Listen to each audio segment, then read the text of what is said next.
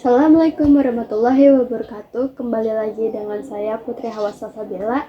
Kali ini saya akan menjelaskan materi tentang prinsip pengembangan kurikulum, langkah-langkah pengembangan kurikulum, dan kualitas kurikulum pada mata kuliah kurikulum pendidikan. Langsung saja saya akan menjelaskan tentang materi-materi yang telah disebutkan sebelumnya. Menurut Nana Syaodi Sukmadinata 1997, mengetengahkan prinsip-prinsip pengembangan kurikulum yang dibagi ke dalam dua kelompok, yaitu satu, prinsip-prinsip umum, yang diantaranya relevansi, fleksibilitas, kontinuitas, praktis, dan efektivitas. Dan yang kedua yaitu prinsip-prinsip khusus, yang diantaranya prinsip berkenaan dengan tujuan pendidikan, prinsip berkenaan dengan pemilihan isi pendidikan, prinsip berkenaan dengan pemilihan proses belajar mengajar, prinsip berkenaan dengan pemilihan media dan alat pembelajaran, dan prinsip berkenaan dengan pemilihan kegiatan penilaian. Sedangkan menurut Asep Heri Heriawan dan kawan-kawan tahun 2002 mengemukakan 5 prinsip dalam pengembangan kurikulum, yaitu 1. Prinsip relevansi. Secara internal, bahwa kurikulum memiliki relevansi di antara komponen-komponen kurikulum, tujuan, bahan, strategi, organisasi, dan evaluasi.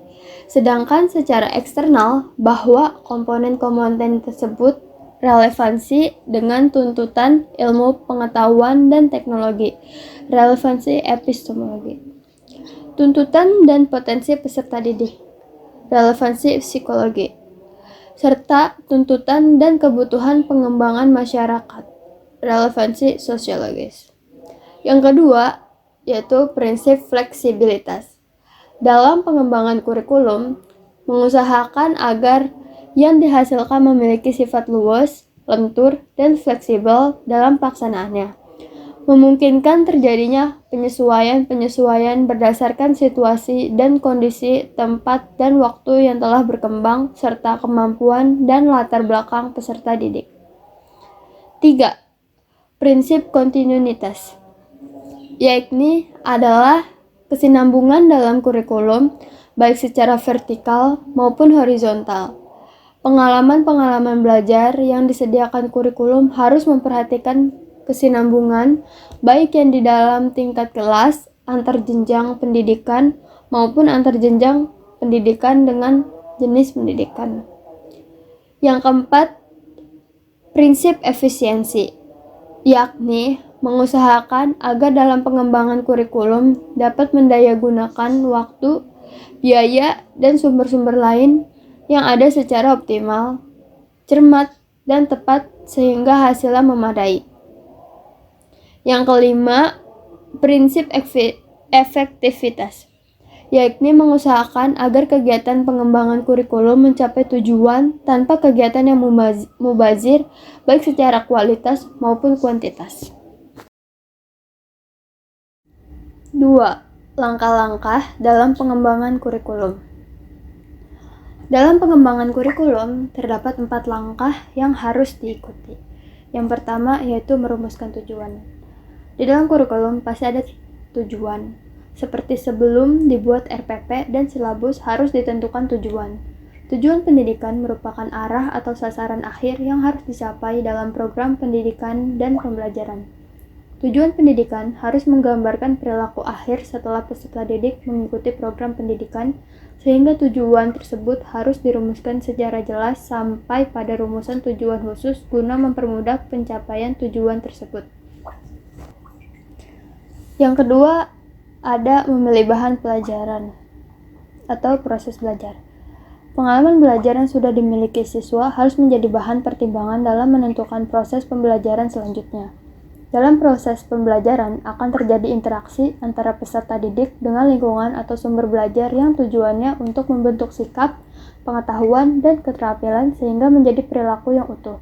Oleh karena itu, ketetapan dalam pemilihan proses pembelajaran sangat menentukan pencapaian tujuan yang telah ditetapkan. Yang ketiga yaitu organisasi pengalaman belajar.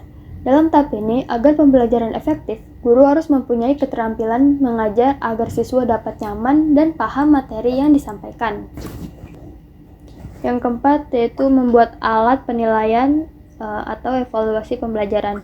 Di tahap ini, guru memberikan evaluasi berupa ujian untuk mengumpulkan data agar prestasi murid diketahui. 3. Kualitas kurikulum.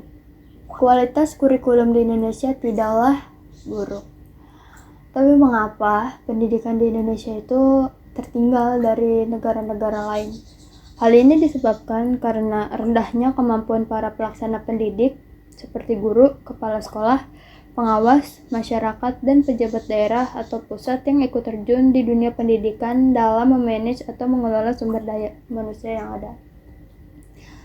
Tidak meratanya pendidikan itu masih banyak sekali di Indonesia karena pemerintah hanya memusatkan pembangunan di daerah pusat dan yang di daerah terpencil itu tertinggal sekali sarana prasarananya, bangunannya, kualitas pendidiknya itu sangat tidak termanage dan jauh dari jangkauan pemerintah.